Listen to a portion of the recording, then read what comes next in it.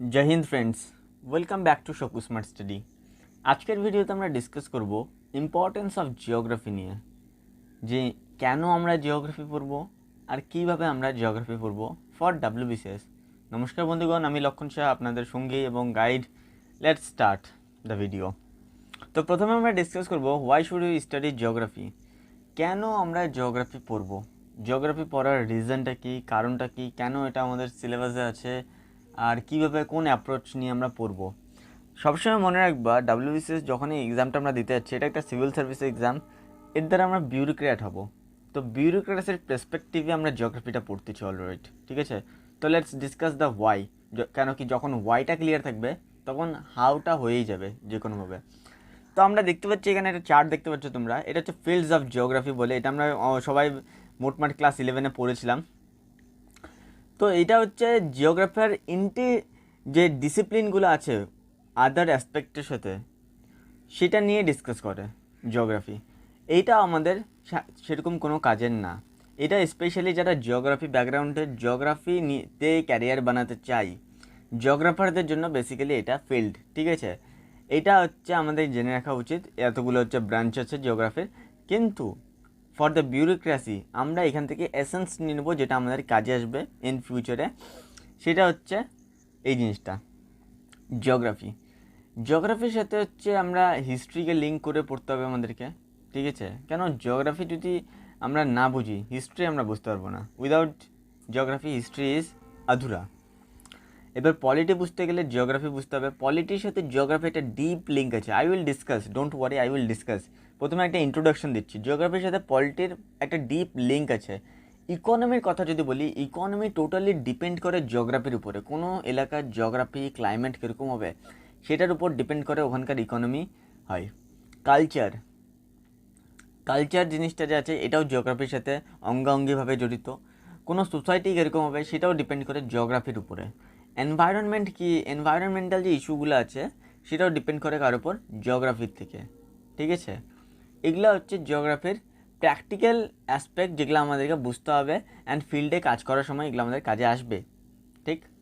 তো এটাকে যদি আরেকটু ডিপ লেভেলে আমরা বুঝি, তাহলে আমরা বুঝবো জিওগ্রাফির সাথে হিস্ট্রি। এবার দেখো, অনেকটা তুমি হচ্ছে দেখতে পাচ্ছ পয়েন্ট। জিওগ্রাফি হিস্ট্রি একটা interdisciplinary subject. What does it mean? আমি এখানে পয়েন্ট উল্লেখ করছি। ইভেন্ট প্লেস, মানে ইভেন্ট প্লেস হচ্ছে, আমরা যদি হচ্ছে ইতিহাসে কোনো ইভেন্ট পড়ি, ঠিক আছে। লেটস সে ব্যাটেল অফ পানিপথে যদি হচ্ছে আমরা যে কোনো ব্যাটেল, ফার্স্ট সেকেন্ড থার্ড, যে কোনো ব্যাটেল পানিপথে, একটা কোয়েশ্চেন আমাদের মনে আসবে, কেন সবগুলা ব্যাটেল পানিপথে হলো। তখন যদি আমরা জিওগ্রাফিটা পড়ি পানিপথের, জিওগ্রাফিটা দেখলে আমরা বুঝতে পারবো লোকেশনটা, যে পানিপথ হচ্ছে স্ট্র্যাটেজিক্যাল একটা ভেরি ইম্পর্ট্যান্ট পয়েন্ট, ঠিক আছে। তো ওখানে হচ্ছে সেই জন্য ওয়ারগুলো হয়েছে। আরেকটা যদি উদাহরণ দিই, দ্বিতীয় বিশ্বযুদ্ধের কারণ যদি পড়তে চাই আমরা, তাহলে আমাদেরকে বুঝতে হবে রাশিয়ান যে ইউরোপের যে জিওগ্রাফিটা আছে, রাশিয়ার যে ওপেনিংটা, মানে মুখটা যেখান থেকে ওই কানেক্ট করে দুনিয়ার সাথে, সেটা আমাদেরকে বুঝতে হলে আমরা দেখতে হবে যে ওর সাথে রাশিয়ার আর ইউরোপের যে হিস্টোরিক্যাল মানে জিওগ্রাফিক্যাল লোকেশন, এটা আমাদেরকে বুঝতে হবে। তাহলে আমরা দ্বিতীয় বিশ্বযুদ্ধের কারণটা আমরা বুঝতে পারবো। আরেকটা উদাহরণ দিয়ে দিই ইজিলি, যেটা আমরা হচ্ছে গ্র্যাব করতে পারবো। আমরা যদি ইন্ডিয়ান সাবকন্টিনেন্টের কথা বলি, ইন্ডিয়ান সাবকন্টিনেন্টের উত্তরে হিমালয় পর্বত, দক্ষিণে সমুদ্র সাগর, যার জন্য একটা প্রাচীন কাল থেকে অনেকটা দীর্ঘ সময় ভারত বিদেশি আক্রমণ থেকে রক্ষা পেয়েছিল। তবে নর্থ ওয়েস্ট ফ্রন্টিয়ার থেকে আমরা দেখি কন্টিনিউয়াসলি আক্রমণ হতে থাকে। তো এটা আমরা কীভাবে বুঝতে পারছি, যে হচ্ছে জিওগ্রাফিক্যাল লোকেশন দিক থেকে। তো ইভেন্ট প্লেস যখনই আমরা হিস্ট্রির দিক থেকে ডিসকাস করব, তো এই ইভেন্ট প্লেস ম্যাটারটাকে আমাদেরকে মাথায় রাখতে হবে with the perspective of geography, ঠিক। এবার চলে আসে পলিটির ক্ষেত্রে যদি বলি, নর্মাল দুটো জিওপলিটিক্সে জিওগ্রাফির অন্যতম গুরুত্বপূর্ণ। এবার কি এটা আবার জিওপলিটিক্স কি? জিওপলিটিক্স হচ্ছে, ধরে নাও কি, যে মিডল ইস্টের যে তেলের খনিজ ভাণ্ডারটা আছে, ঠিক আছে, মিডল ইস্টের যে তেলের খনিজ ভাণ্ডারটা আছে, সেই তেলের উপর যে খনিজ ভাণ্ডারটা উপর সব দেশ নিজের প্রভাব বিস্তার করতে চায়। সেটা আমেরিকা হোক, সেটা রাশিয়া হোক, সেটা ইন্ডিয়া হোক, সেটা চীন হোক, যে কোনো দেশ, ঠিক আছে। কারণ কি, ওখান থেকে যত রিসোর্সেস পাবে তত ওদের দেশের ডেভেলপমেন্টের কাজটা উন্নত হবে। তো এই জিওপলিটিক্সের ক্ষেত্রে আমরা দেখতে পাচ্ছি জিওগ্রাফি যে রিসোর্সের ব্যাপারটা আছে সেটা চলে আসছে, ঠিক আছে। এটা আমাদেরকে মাথায় রাখতে হবে যে জিওপলিটিক্স কেন হচ্ছে এত, জিওগ্রাফিক্যাল রিসোর্সেসের জন্য। সেকেন্ড পয়েন্ট যদি আমরা ডিসকাস করি আইআর, ইন্টারন্যাশনাল রিলেশন। এবং আবার বলবা ইন্টারন্যাশনাল রিলেশন আবার কি? ইন্টারন্যাশনাল রিলেশন হচ্ছে ইন্টারন্যাশনাল লেভেলে বিভিন্ন দেশের মধ্যে যে রিলেশনটা, like India Pakistan, India China, India America, ইন্ডিয়ার রিলেশন উইথ ইরান, ঠিক আছে, বা আমেরিকা রাশিয়ার রিলেশন, চায়নার সাথে রাশিয়ান রিলেশন, যেটা ইফেক্ট করবে ইন্ডিয়ার ইন্টারেস্টকে, এটা আমাদের সিলেবাসে দেওয়া আছে। অলরাইট, তো আমরা যখনই ইন্টারন্যাশনাল রিলেশন পড়ব তখন আমরা দেখতে হবে যে কোনো রিলেশনের উপর বেস যেটা আছে, রিলেশনের বেস, সেটাও জিওগ্রাফির সাথে কোথাও না কোথাও কানেক্ট হয়। এক্সাম্পল, ইন্ডিয়ার সাথে ইরানের রিলেশনটা খুবই একটা স্ট্র্যাটেজিক্যালি ইম্পর্টেন্ট। কেন? ইরানের সাথে তো আমরা তেল নিই, সেটা তো একটা কথা আছে, ইরানের থেকে আমরা তেল নিই, তেল পারচেস করি, কিন্তু তার সাথে ইরানের যে চাবাহার পোর্ট আছে সেটা একটা স্ট্র্যাটেজিক্যালি অনেক ইম্পর্টেন্ট লোকেশন। কাকে কাউন্টার করার জন্য? চায়নার যে সিপিইসি করিডরটা আছে সেটাকে কাউন্টার করার জন্য আমাদের ওই ইরানের সাথে যোগাযোগ রাখা অত্যন্ত জরুরি। এছাড়াও আইএনএসটিসি, ইন্টারন্যাশনাল নর্থ সাউথ ট্রান্সপোর্ট করিডোরের যে ব্যাপারটা আছে, যেটা ইরানের থেকে ওই চাবাহার পোর্টের থেকে আমরা রাশিয়ার সাথে গোটা মানে কানেকশন নিবে অনেকগুলো দেশের মধ্যে দিয়ে, সেটা হচ্ছে ইন্টারন্যাশনাল রিলেশনের পার্ট। তো আমরা এগুলা কোথা থেকে বুঝতে পারতেছি? জিওগ্রাফিক্যাল লোকেশন দিক থেকে, ঠিক আছে। তো আমাদেরকে যখনই as the civil servant, as a bureaucrat আমাদেরকে পড়তে হবে জিওগ্রাফিটা, তো এগুলা জিনিস আমাদেরকে পলিটি যখন পড়বো এগুলা পয়েন্ট মাথায় রাখতে হবে জিওগ্রাফির। এবার চলে আসি ইকোনমি। ফার্স্ট অফ অল, ইকোনমির বেস কি? প্রোডাকশন অফ গুড, মানে কোনো পণ্যের উৎপাদনই হচ্ছে ইকোনমির আলটিমেট পারপাস। এবার কোনো পণ্যের উৎপাদন কোথায় হবে, কীরকম হবে, সেটা কার উপর ডিপেন্ড করে? Obviously geography. যদি আরও ব্রিফলি বলি, ক্লাইমেটোলজি। এবার কোনো অঞ্চলের যেরকম হচ্ছে ওখানকার ক্লাইমেট, ওয়েদার কীরকম, হিউমিডিটি কীরকম, এগুলার উপর মাটি কীরকম, সয়েল কীরকম, এগুলোর উপর ম্যাটার করে কোনো প্রোডাকশন অফ গুডস। মানে কি হচ্ছে কোনো পণ্যের উৎপাদন নির্ভর করে, ঠিক আছে। যেমন চা উৎপাদনের জন্য একটা ডিফারেন্ট টাইপ অফ ক্লাইমেট লাগবে, ধান উৎপাদনের জন্য একটা ডিফারেন্ট টাইপ অফ ক্লাইমেট লাগবে, একটা কটন উৎপাদনের জন্য ডিফারেন্ট টাইপ অফ ক্লাইমেট লাগবে, ঠিক কি না? আর যেহেতু সব সার্ভিসেরই প্রাইমারি সেক্টর হচ্ছে অ্যাগ্রিকালচার, ঠিক আছে, অ্যাগ্রিকালচার থেকে সব কিছু উৎপন্ন, তো agriculture depends upon what? Geography, ঠিক না?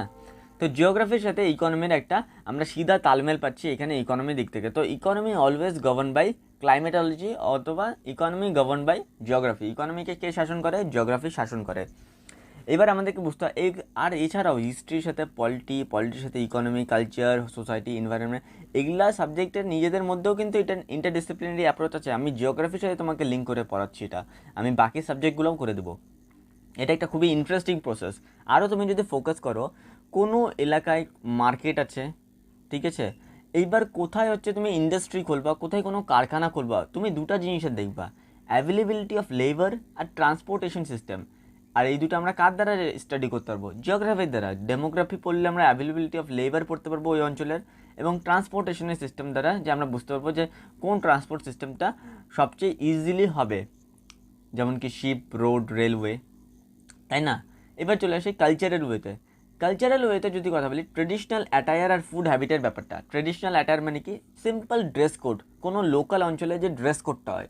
যেমন কি আমি একটা এক্সাম্পল দিয়ে বলি, ওয়েস্ট বেঙ্গলের হিন্দু আর গুজরাটের হিন্দু, in spite of being in same রিলিজিয়নের থাকা সত্ত্বেও ইনাদের হচ্ছে যে ড্রেস কোডের যে ফ্যাক্টরটা, এটা অনেক ডিফার করবে, অনেকটা বিভিন্নতা আসবে। এদের হচ্ছে ড্রেস কোড, এদের ফুড হ্যাবিটে অনেক বিভিন্নতা আমরা দেখতে পারবো, ঠিক আছে, একই ধর্মের হওয়া সত্ত্বেও। সেম অ্যাজ জম্মু কাশ্মীরের কোনো মুসলিম, তামিলনাড়ুর কোনো মুসলিমের যদি কোনো কথা বলি, তাহলে আমরা দেখতে পারবো যে কালচারের দিক থেকে এদের যে হচ্ছে ট্রেডিশনাল অ্যাটায়ার, যে মানে কি ড্রেস কোডটা আছে, এবং ফুড হ্যাবিট, এটা মানে সম্পূর্ণই আলাদা, একদম বিভিন্নতায় পূর্ণ। তো এটা কেন হচ্ছে? জিওগ্রাফিক্যাল লোকেশনের জন্য, জিওগ্রাফিক্যাল বিভিন্ন প্যারামিটার্সে এই জিনিসটা আসতেছে। সেই জন্য এখান থেকে আমরা বুঝতে পারছি জিওগ্রাফির থেকে কালচার জিনিসটা চলে আসছে। এবার সোসাইটির কথা বললে, সোসাইটির সাথে কালচার একটা অঙ্গাঙ্গিভাবে জড়িত, এই জন্য আমি একটা অ্যারো মার্ক দিয়েছি। লাইফস্টাইল, তো লাইফস্টাইল নিয়ে যদি কথা বলি সোসাইটির, তাহলে আমি একটা এক্সাম্পল নিচ্ছি, যেমন কি মৃত্যুর পরে যে শেষকৃত্যটা করে, ঠিক আছে, মৃত্যুর পরে যে শেষকৃত্যটা করে, শেষ কাজ, তো হিন্দু ধর্মে দেখা যায় যে হিন্দু ধর্মের ভাই বোনেরা আমাদের হচ্ছে মৃত্যুর পরে কোনো হচ্ছে ব্যক্তি মারা গেলে তাকে পুড়ায়, মানে কি পুড়িয়ে শেষ করে ওর কাজটা, শেষ কাজটা। তার সাথে যখন আমি আর কোনো মুসলিম ভাই বোনদের কথা বলবো তখন ওরা কি দফন করে, মানে কি কবর দেয়, যাকে আমরা বাংলাতে বলি কবর দেয়। তো এটা কেন হচ্ছে? এখানে আমরা হিস্টোরিক্যাল মানে জিওগ্রাফির সাথে হিস্ট্রি একটা লিঙ্ক আছে, এটা আমাদেরকে বুঝতে হবে। আমরা যদি হিন্দু ধর্মের যে মানে কি প্রচারটা দেখি সেটা শুরু হয় ইন্ডিয়ার থেকে, ঠিক আছে। India is a land of prosperity. তো ইন্ডিয়াতে হচ্ছে বিভিন্ন রকমের হচ্ছে ফল মূল গাছপালা অভয়ারণ্য সবুজায়নে ভর্তি ইন্ডিয়া, ক্লাইমেটটা এরকম এত সুন্দর। তো ইন্ডিয়াতে কি গাছের কোনো অভাব নাই, এবার গাছ কাটো পুরাও, ঠিক আছে। কিন্তু এবার যদি আমরা দেখি ইসলামের অরিজিনে, তাহলে আমরা যেতে হবে আমাদেরকে আরবে। তো আরবে এখন গাছ কোথায় পাবে ওরা, ঠিক কি না? এখন আরবে যদি তুমি মরুভূমিতে গিয়ে বলে আমাকে আম গাছ লাগবে, সেটা তো দেওয়া সম্ভব না, না। তো ওখানে কি করছে, মাটি চাপা দেবার প্রথা শুরু হয়েছে এবং সেখান থেকে এটা শুরু হয়েছে। তো আমরা এটা যদি ডিপলি অ্যানালাইসিস করি আমরা এই ব্যাপারগুলো আস্তে আস্তে জানতে পারবো। যেমন কি বুরখার ব্যাপারটা, বুরখা কোনো ধার্মিক পোশাক না। ধার্মিক পোশাক এখন একটা ধর্মের মান্যতা আছে সেটা ঠিক আছে, কিন্তু কোনো একটা ধর্মের সাথে বুরখাকে জয়েন করাটা উচিত না। কেন? কেন কি তুমি যদি জুন জুলাইয়ের মাসে ইন্ডিয়াতে থাকো, ঠিক আছে, ইন্ডিয়ার জুন জুলাই মাসে ছেলে মেয়ে ধর্ম বর্ণ নির্বিশেষে তুমি হচ্ছে শুধু মানে কি হাফাতা গেঞ্জি আর প্যান্ট পরে তুমি বেরোতে পারবে না রাস্তায়, তোমাকে হাত মুখ সব কিছু ঢেকে বেরোতে হবে, ঠিক কি না? কেন? কারণ গরম হাওয়া বইছে, লু থেকে বাঁচার জন্য, ঠিক। সেরকমই সাউদিতে আরবে ওখানে তো মরুভূমি আর ওখানে ক্লাইমেটটা ওরকম গরম, লু প্রবাহিত। তো ওখানকার মানুষরা কী করে, বুরখা পরে, ঠিক আছে। তো বুরখা পরে এখান থেকে আমরা দেখতে পাচ্ছি ড্রেস কোডের যে ব্যাপারটা, ট্রেডিশনাল অ্যাটায়ার, এটাও চলে আসলো কাছে জিওগ্রাফির লোকেশনের সাথে। আশা করি তোমার ব্যাপারগুলো ক্লিয়ার হলো। এর সাথে এনভায়রনমেন্টের ব্যাপারটা আছে, এগুলো তো আমরা পড়লাম বিউরোক্রেসির পার্সপেক্টিভ থেকে। এবার তুমি হচ্ছে এনভায়রনমেন্ট অ্যাজ এ বিউরোক্রেট, তোমাকে এনভায়রনমেন্টের প্রতি খুবই সচেতন থাকতে হবে, গ্লোবাল ওয়ার্মিংয়ের প্রতি। কেন গ্লোবাল ওয়ার্মিং ওয়ার্ল্ডের সামনে একটা বিগেস্ট চ্যালেঞ্জ এখন আসছে, ঠিক আছে। এটাকে ট্যাকেল করার জন্য তোমার মাথা থেকে কোনো আইডিয়া, কোনো পলিসি এগুলো বের করতে হবে। যেমন ডিজাস্টার, ন্যাচারাল ডিজাস্টার ম্যানেজমেন্ট। এবার তোমাকে ডিজাস্টার ম্যানেজমেন্ট ডিপার্টমেন্টের হেড বানিয়ে দিল। তোমাকে ইমিডিয়েট অ্যাকশন নিতে হবে যখন কোনো জায়গায় আর্থকুইক বা কোনো জায়গায় ফ্লাড, বন্যা চলে আসবে, ঠিক। তখন তুমি এরকম বলতে পারবে না যে আমি তো কোনো এক্সপিরিয়েন্স নাই, করতে হবে, ঠিক আছে। তো এনভায়রনমেন্টের ম্যাটারগুলো পড়তে গেলে আমাদেরকে জিওগ্রাফির সাথে লিঙ্ক করে পড়তে হবে। আশা করি তোমার এই কনসেপ্টগুলো ক্লিয়ার হলো আর ব্যাপারটা ইন্টারেস্টিং হিসেবে আমি তুলে ধরতে পারলাম। তো জিওগ্রাফি যখন হচ্ছে ওয়াইটা ক্লিয়ার হয়ে গেলো, এবার আশা করি জিওগ্রাফি পড়তে তোমাদের নিশ্চয়ই ইন্টারেস্টটা বাড়ছে। তো how to prepare geography for WBCS, খুব তাড়াতাড়ি এটা শেষ করে দেবো আমরা। সিলেবাস অফ জিওগ্রাফি সিলেবাসটা আগে দেখিনি। প্রিলিয়ার মেন্সের সিলেবাস হচ্ছে geography of India with special references to the West Bengal. তার মধ্যে কী কী স্পেশাল পড়তে হবে, ফিজিক্যাল জিওগ্রাফি মাথায় রাখতে হবে, সোশ্যাল জিওগ্রাফি আর ইকোনমিক জিওগ্রাফি। এইবার যদি আমরা প্রিলিমসের পার্সপেক্টিভ থেকে ইম্পর্টেন্ট টপিক্সের কয়েকটা কথা বলি, তাহলে জিওগ্রাফি অফ ওয়েস্ট বেঙ্গল সবার ফার্স্টে, geography of world, physical and world geography, physical geography of India, human and economic geography of India. এবার মেন্সে যদি কয়েকটা টপিকে বলি, ওয়েস্ট বেঙ্গলের জিওগ্রাফি পড়তে হবে, ফিজিক্যাল জিওগ্রাফি পড়তে হবে ইন্ডিয়ার ওয়ার্ল্ডের, হিউম্যান অ্যান্ড ইকোনমিক জিওগ্রাফি পড়তে হবে ইন্ডিয়ার, alright. River and hydro projects, বিভিন্ন নদী নালা এবং হচ্ছে হাইড্রো প্রজেক্ট যেগুলো আছে, রিসোর্সেস অ্যান্ড ইন্ডাস্ট্রি যেগুলো আমরা ডিসকাস করলাম এখনই, census and people, agriculture, soil, climate, mountain and forest. দেখো তোমরা যদি হচ্ছে এই ডায়াগ্রামটার সাথে তুমি যদি ম্যাচ করো, পুরো সিলেবাসটা কিন্তু এর মধ্যে দেওয়া আছে। পুরো সিলেবাসটা, আমরা যে সিলেবাসটা কথা বললাম, এই সিলেবাসটা কিন্তু হচ্ছে ওই ডায়াগ্রামটার সাথে পুরোপুরি জড়িত।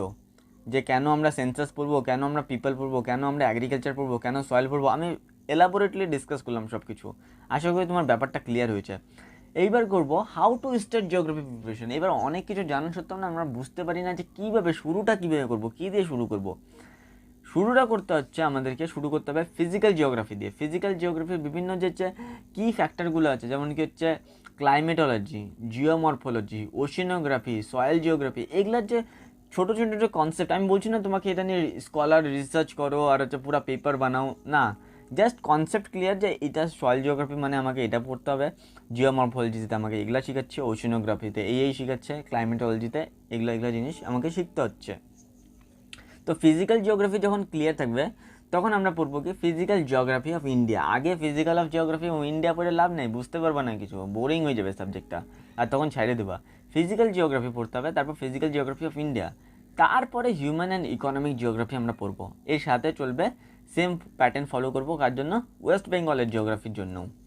এবার বুক লিস্টের কথা বললে, বুক লিস্টের কথা যদি বলি তাহলে হচ্ছে ওয়েস্ট বেঙ্গল বোর্ড থেকে যদি তুমি বিলং করো, পড়াশোনা করেছো আর বাংলা মিডিয়ামে এক্সাম দিচ্ছ, তাহলে তুমি চোখ বন্ধ করে ওয়েস্ট বেঙ্গল বোর্ডের যে ক্লাস 9, 10, 11, 12 যে লেটেস্ট ভার্সনের যে বইটা আছে সেটা তুমি ফলো করতে পারো, ঠিক আছে। এছাড়া তুমি যদি ইংলিশ মিডিয়ামে এক্সাম দিতে চাচ্ছ তাহলে এনসিইআরটি 6 to 12 যে বইটা আছে জিওগ্রাফি অবশ্যই, তো ওটা তুমি ফলো করতে পারো। কিন্তু কিন্তু কিন্তু দুটোই নিবা না যে আমি এনসিইআরটিও পড়বো, ওয়েস্ট বেঙ্গল বোর্ডও পড়বো, সবটাই পড়বো, তাহলে মানে কি বেশি পড়ে লাভ নেই। আমাদের কনসেপ্ট ক্লিয়ার নেই কথা, আমাদের একটা পড়লেই যথেষ্ট, ঠিক আছে। বেশি পড়লে হয়তো মাথা গুলাই যাবে এবং সিলেকশন নাও হতে পারে, তো রিস্ক কেন নেব। এই ছাড়া যে বইটা ফলো করতে হবে সেটা হচ্ছে কার্তিক চন্দ্র মণ্ডলের বইটা। এই বইটা আমার কাছে অনেস্টলি বলতে গেলে আমার কাছে এই বইটা নেই অবশ্য, কিন্তু বিভিন্ন টপাররা হচ্ছে যত মোস্ট অফ দ্য টপার বলছেন এই বইটা ভেরি ইম্পর্টেন্ট জিওগ্রাফির দিক থেকে, স্পেশালি ওয়েস্ট বেঙ্গলের যে পোর্শনটা আছে সেই পোর্শনটা এই বইটার থেকে খুব ভালোভাবে কভার করা হয়েছে। আমার কাছে বইটা নেই, বইটা আসলে আমি একটা রিভিউর ভিডিও বানাই দেবো ছোটো, তো তোমার এই বইটা নিতে পারো, ঠিক আছে। এটা most of the topper recommend করেছে কার্তিক চন্দ্র মণ্ডলের বইটা। এছাড়া তুমি জিসি লিয়ং পড়তে পারো, জিসি লিয়ংয়ের যে ফিজিক্যাল জিওগ্রাফি আছে, and Indian and world geography by Majid Husain. আমি এখানে ক্রস চিহ্ন দিয়ে রেখেছি, তুমি যদি দেখতে পারো Indian and world geography cross চিহ্ন। কেন দিয়ে রেখেছি? কেন কি মাজিদ হোসেন বইটা অ্যাকচুয়ালি অপশনালের জন্য। এবার তুমি জিএসের জন্য জিওগ্রাফি পড়বা, কোনো দিন পড়ে নাই, এবার মাজিদ হোসেন, সবিন্দর সিং, তারপর হচ্ছে ডিআর খুল্লারের মতো ভারী ভারী বই নিয়ে নিচ্ছো। আরে ভাই আমরা পড়তে থরি না আসছি, আমাদের সিলেকশন নিয়ে কথা। তুমি সিলেকশন নিয়ে নাও আগে, তারপরে তুমি মাজিদ হোসেন পড়ো, ডিআর খুল্লার পড়ো, সবিন্দর সিং পড়ো, সব স্কলার পড়ো, মানা নাই। কিন্তু এক্সামের জন্য মাজিদ হোসেন বইটা তুমি চাইলে পড়তে পারো, আমি বলবো না যে একদমই না পড়ো, তুমি চাইলে পড়তে পারো, কিন্তু একটু ইসেতে থাকবা, প্রবলেমে থাকবা, কারণ এত ভারী ভারী কনসেপ্ট দেওয়া আছে ওখানে। ওটা একটা স্ট্যান্ডার্ড লেভেলের বই, আমার জিওগ্রাফির বেসও নাই, তো আমি কেন যাবো ওই বইটার ক্ষেত্রে, ঠিক না। আমি আর অবশ্যই কিন্তু এটা মনে রাখবো, আমি এটা ডাব্লিউবিসিএস এর পার্সপেক্টিভে বলছি, ইউপিএসসির ভিডিও না, এটা ডাব্লিউবিসিএস ওরিয়েন্টেড ভিডিও। কিন্তু তো ডাব্লিউবিসিএস এর জন্য ওই বইটা যদি তোমার কাছে থাকে তাহলে তুমি চ্যাপ্টার 10 ইন্ডিয়াস ফিজিক্যাল সেটিং এই চ্যাপ্টারটা ফলো করতে পারো। এই চ্যাপ্টারে ইন্ডিয়ার যে ফিজিক্যাল জিওগ্রাফিটাকে আছে খুব সুন্দর করে এলাবোরেট করা হয়েছে, তো এই চ্যাপ্টারটাকে অনলি ফলো করতে পারো, বাকি কিছু ফলো করার প্রয়োজন নাই ডাব্লিউবিসিএসের জন্য। অলরাইট, তো এতটুকুই ছিল বুক লিস্ট আমাদের। এবার বলবা মাত্র এই কয়েকটা বই, আমরা তো হচ্ছে ভাবছিলাম অনেক বই বলবা, কিন্তু অনেক বই পড়ে তো কিছু হবে না। অনেক বই পড়ে অনেকেই দেখা যাচ্ছে কিছু 500টা বই পড়ছে কিন্তু ওর সিলেকশনই হচ্ছে না, কী লাভ ওরকম পড়া পড়ে, ঠিক আছে। একটা পয়েন্ট জিজ্ঞেস করবো, 5-6টা পয়েন্ট এরকমভাবে গুছাই বলবে, কিন্তু সিলেকশন পাচ্ছে না। আর সেখানে অন্য একটা ছেলে আছে অল্প পড়েই সিলেকশন নিচ্ছে। সব ট্যাকটিক্সের খেলা, সব স্মার্টলি হ্যান্ডেল করার খেলা। তুমি স্মার্টলি হ্যান্ডেল করো, তুমি অবশ্যই সাকসেস হবে, ঠিক আছে। আর একটা কথা এটাও ঠিক যে এত বড় কম্পিটিশন, অনেকটাই প্রবাবিলিটি নাও থাকতে পারে। আমি এটা কোনো ডিমোটিভেট করছি না, এটা অনেস্টলি কথা যে অনেকটাই প্রবাবিলিটি কম থাকতে পারে সিলেকশন নেওয়ার, ঠিক আছে। কিন্তু তুমি যদি অনেস্টলি পড়ো তাহলে এইটা আমি বলবো তুমি কিছু না কিছু শিখবাই, ঠিক আছে। লাইফের অন্য পার্সপেক্টিভেও যখন যাবা কিছু না কিছু শিখবাই এবং এখান থেকে অনেক কিছু শিখেই যাবা। তো অনেক ব্যাপার, কনসেপচুয়াল ক্ল্যারিটি, ভাবনা চিন্তার ক্ষমতা অনেক কিছু তোমার বেড়ে যাবে। এটাই হচ্ছে beauty of the civil service preparation. তো আশা করি ভিডিওটা আজকের জন্য এতটুকুই। আশা করি ভিডিওটা ভালো লাগলো। Thanks for watching, hope for the best of luck.